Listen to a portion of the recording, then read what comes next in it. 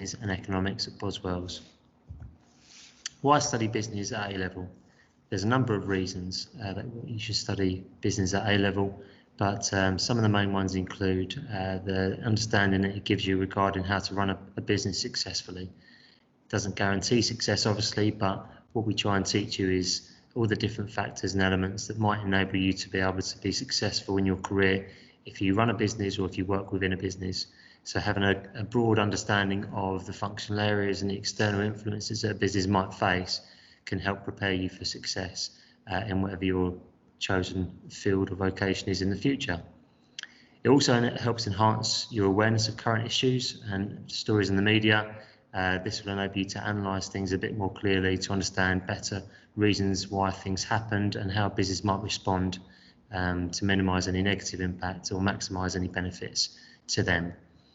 And then also developing skills, your numeracy, your literacy, your analytical skills that might enable you to be successful in the future, whatever your chosen career path is. The course is spread over both years, and in year 1 you've got theme 1 and 2 covered, with themes 3 and 4 covered in year 13, and this gives a little bit of an overview. In year 1, the course is split into different functional areas. So you've got marketing and people, which covers HR, and then managing business activities. You've got some finance as well as external influences to consider. And like I say, it just builds on what students might have covered at GCSE. It's also accessible to people that have not studied the course before, and this will give a really strong foundation and overview as to what business is all about.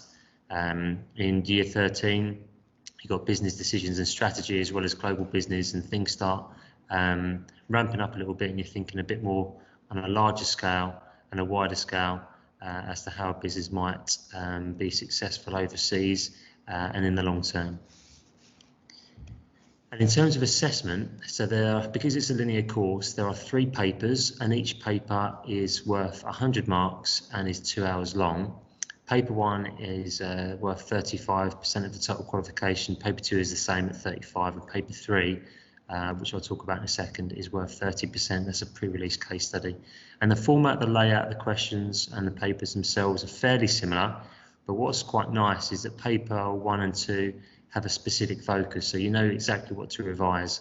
And you can see here that themes 1 and 4 are covered with themes 2 and 3 in paper 2. And there's different sections, there's context, there's case studies, and your ability to write in context is really important, to apply your knowledge to the scenario that you're confronted with and be able to analyse and evaluate. Those are some of the key assessment objectives that you'll need to demonstrate. The papers also have a strong numeracy feature, so your ability to interpret, calculate and analyse numbers is fairly important. As I say, paper 2, fairly similar to themes 2 and 3 are covered. And then paper 3 is slightly different, so you get a pre-release exam which is released in the November of year 13. That will enable us to start looking and focusing our revision a little bit. And then the key difference with paper 3 is that you could be given a question on any of the themes from themes 1 to 4. So it's important that you've got a broad understanding of each of the different topics and parts of the syllabus, because you could be assessed on any given topic.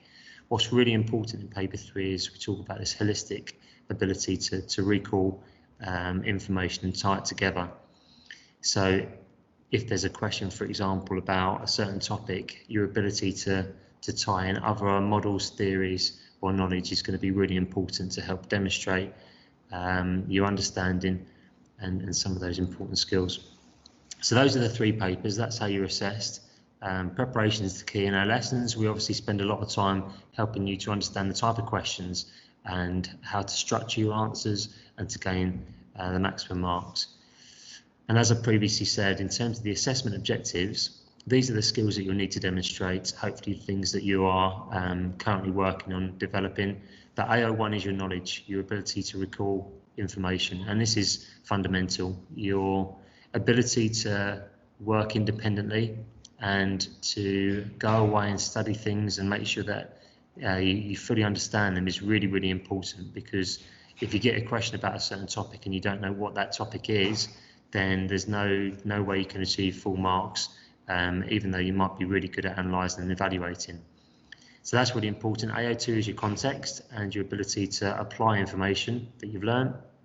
AO3 is your analysis, so thinking about the knock-on effects, how business might be affected positively or negatively.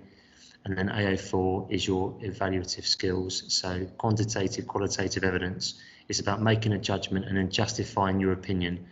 And one of the great things about business is there's no right or wrong answer sometimes. It's just making a decision based on the information presented in front of you and then forming a really strong argument based on the facts.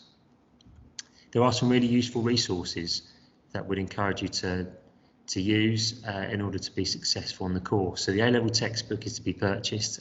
This will help you with your independent study and is a useful tool just to kind of consolidate your notes. The course companion is something that we purchased and it's available digitally, or we can do a hard copy. And this again is pretty much an online textbook, and it covers all the key areas of the syllabus that will help just to, again, enhance your knowledge. And then finally, the Edexcel website is really key. And this is a little bit of a snapshot, but there's 3 key parts of the website that we'd encourage you to use, and the link is there. But you've got obviously past exam questions, and it's important that you become familiar with the taxonomy and the command words, things like explain, assess, evaluate, analyse, what the examiners are looking for when they see those or when they present you with those types of command words. You then have the mark scheme, and the mark scheme will often tell you how the marks are distributed to gain those marks. They'll also show you the different levels to be able to get to the top level, what you've got to demonstrate and what you've got to show. So that's really, really useful, because if you use them effectively, you can start understanding how to achieve the top marks and what the examiners are looking for specifically. And even further and more specific advice is given in the examiner's report. And the examiner's report is exactly that. It's a report of what they've seen on specific questions. It's how well students have answered the question, what they were looking for, and what's going to help to achieve full marks if you were given a similar question going forward. So we'd encourage you to use each of those. There's a broad range of resources. If you have any questions, please come and find us, either myself or any of the business team, and we'll be happy to answer those.